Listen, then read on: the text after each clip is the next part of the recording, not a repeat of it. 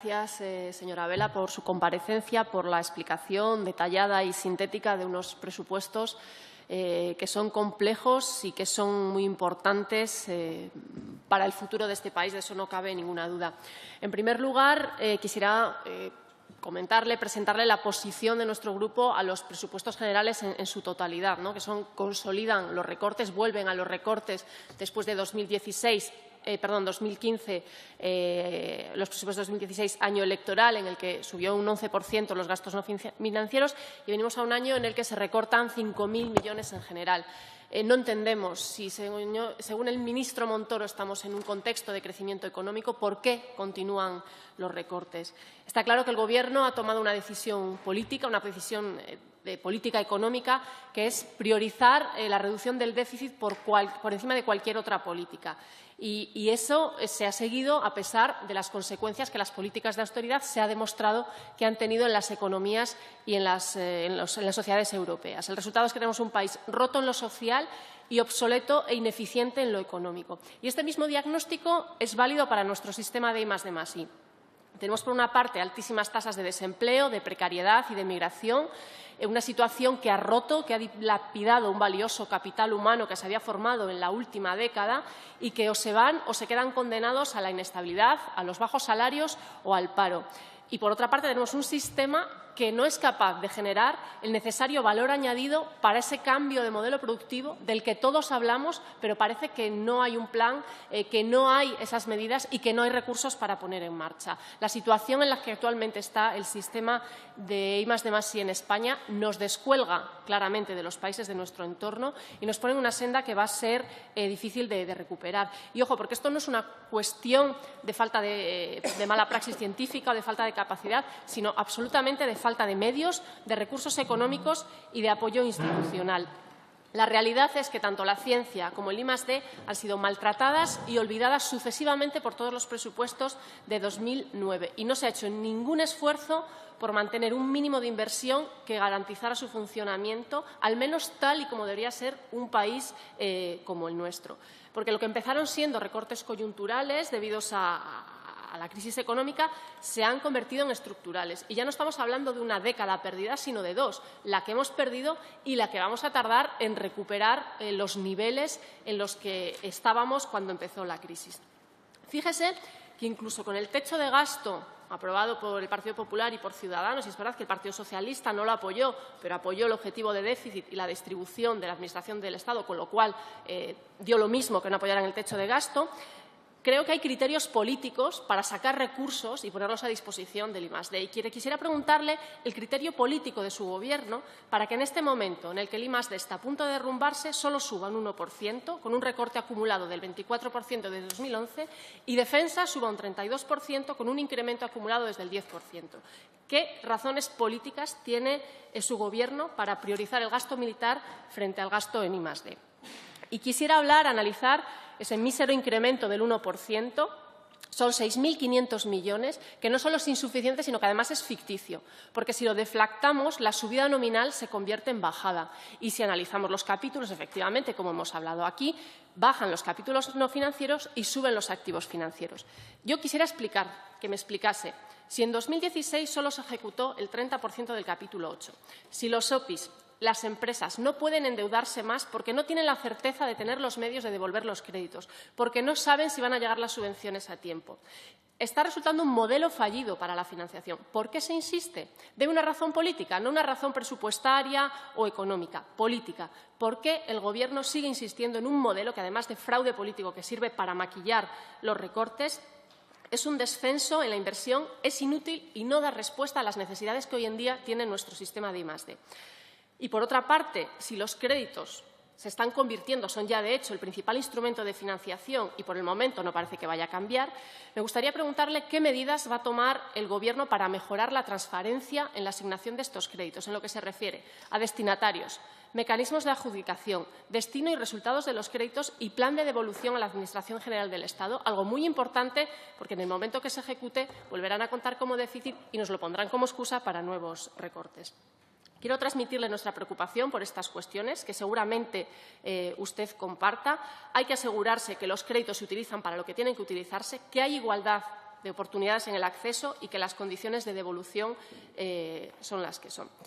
En resumen, para nosotros, para nuestro grupo, el mensaje que envían estos presupuestos generales es que el I+D no importa, que no han sido una prioridad y que no lo van a ser en los próximos presupuestos generales y que este Gobierno no tiene ninguna intención de solucionar los problemas estructurales que han dejado una década de recortes continuados.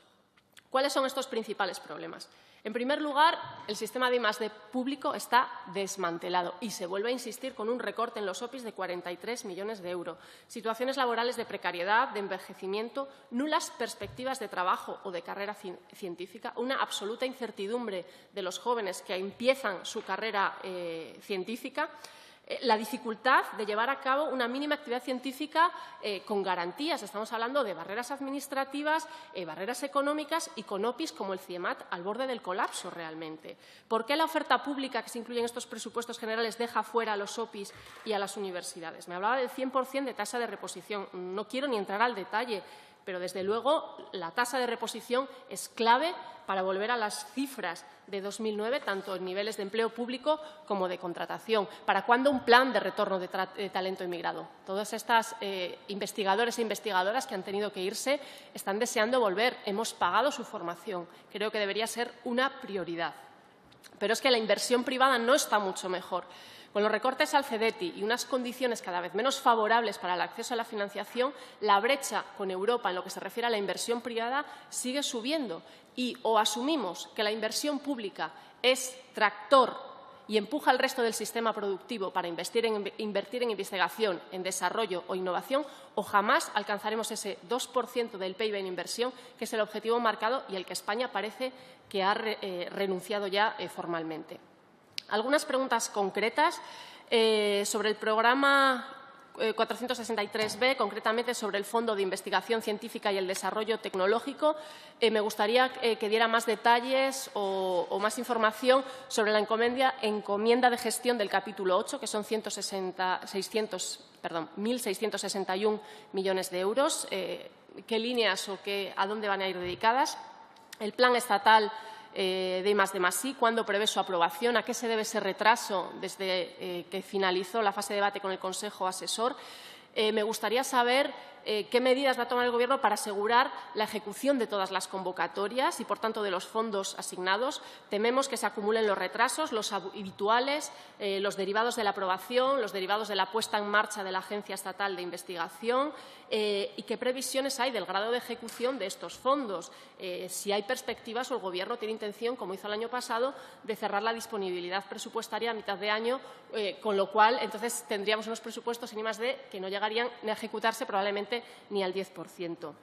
Una pregunta muy concreta sobre el SS Bilbao. Sabe, como diputada por Vizcaya, sigo de cerca este tema. Querría saber si hay ya fecha para una reunión del Consejo Rector y en qué punto está la negociación con el Gobierno vasco para que efectivamente el Consejo Rector apruebe esta línea de crédito de 18 millones. ¿Cuándo tiene prevista el registro de España en el ERIC de la Fuente Europea de Espalación de Neutrones? Y cómo está el acuerdo para que finalmente se concrete el compromiso financiero de ambas instituciones, el Gobierno central y el Gobierno vasco, para esta institución y que no dependa de créditos, sino que efectivamente reciba los fondos prometidos y que se han acordado ya. Y, por último, y para terminar, mi pregunta es ¿qué plan tiene el Gobierno para el I+D+I español, si es que tiene alguno, o el plan es mantenerlo con migajas? Y perdóneme la expresión, porque este presupuesto son migajas, son tiritas para una hemorragia de primer grado. Aquí, en esta Cámara, se les llena la boca hablando de cambio de modelo productivo, de competitividad, pero dejan morir a la ciencia. La relegan al último puesto del reparto de recursos. Cada vez que traen unos presupuestos a esta Cámara, demuestran que sus políticas no son las que lo dicen. No tienen un proyecto país, no tienen ni idea hacia dónde llevar el modelo productivo e ignoran repetidamente los retos del siglo XXI, en que los que la ciencia y el I+D son claves. Mencionaba la salud, pero un país como el nuestro, dependiente absolutamente de las energías fósiles, la inversión en I+D, en energías renovables, acumulación, etcétera, debería ser prioritaria y no lo está siendo. No tienen un plan para que el I+D+I sea, como mínimo, lo que fue. Y es sencillo, 2 pasos. Uno, un plan de choque, de rescate de nuestra ciencia que aumente significativamente las partidas, tanto las de contratación de personal, bien ofertas de empleo público como fórmulas dignas y estables, y a la financiación de proyectos de investigación. Si no partimos de esta base, de que necesitamos una inyección de dinero en estos dos conceptos, creo que llegaremos demasiado tarde. Y lo segundo es un compromiso de financiación plurianual para llegar a ese objetivo del 2%. Seamos conscientes de que esto supone 4.000 millones de euros más hasta 2020. Y, desde luego, para ese objetivo estos presupuestos no nos valen.